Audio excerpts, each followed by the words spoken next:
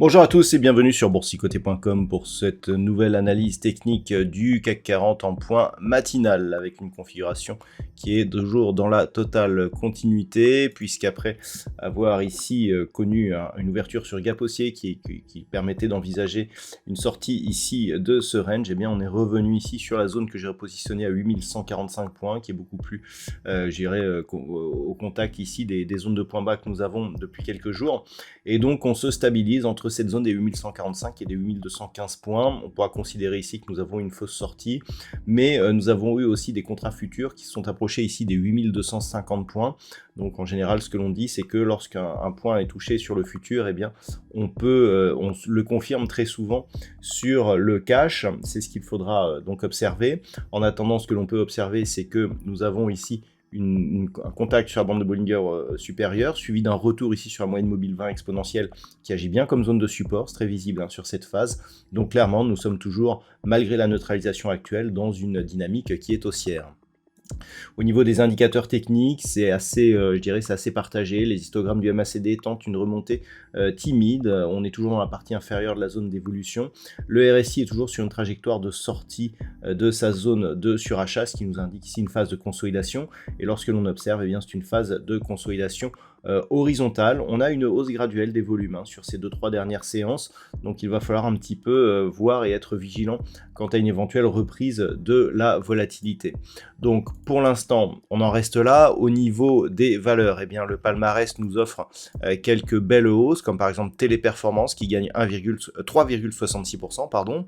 Derrière, nous avons BNP Paribas, plus 1,47. Et puis trois valeurs qui sont quasiment à égalité, Carrefour, Orange et Edenred, qui sont sur des gains autour de 1,25%.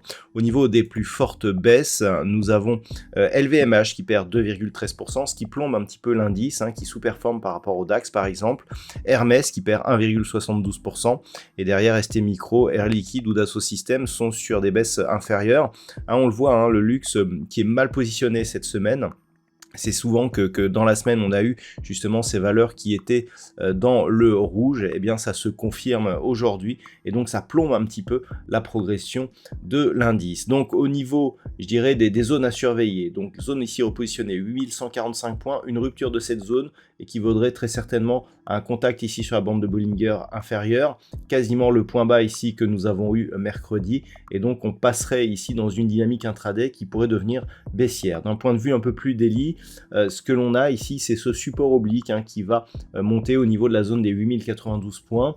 Tant que l'on ne casse pas ici cette zone, on pourra considérer, même en cas d'attaque ici de la bolle inférieure, que nous sommes toujours dans cette dynamique haussière, puisque d'un point de vue daily, on le sait, ce support ici coïncide à peu près exactement à la moyenne mobile 20 exponentielle.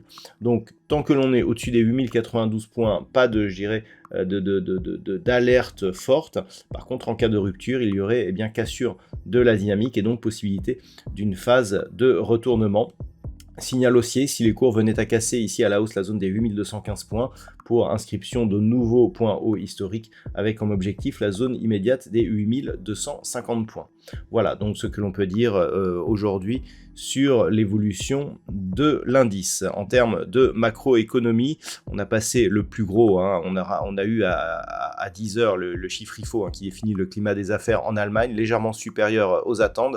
On aura une intervention de Jérôme Powell à 14 heures qui ne devrait pas amener grand chose par rapport à ce qui a déjà été dit mercredi. Voilà, on va donc finir cette semaine tout doucement. Je vous souhaite donc de passer une bonne séance. On se retrouve au salon de l'analyse technique, donc à Paris, sur le stand de l'éditeur JDH Édition pour une séance de dédicace de mon livre Maîtriser la bourse. Ça sera à partir de 14h15 ou alors dès ce soir pour toutes les autres analyses techniques du site boursicoté.com.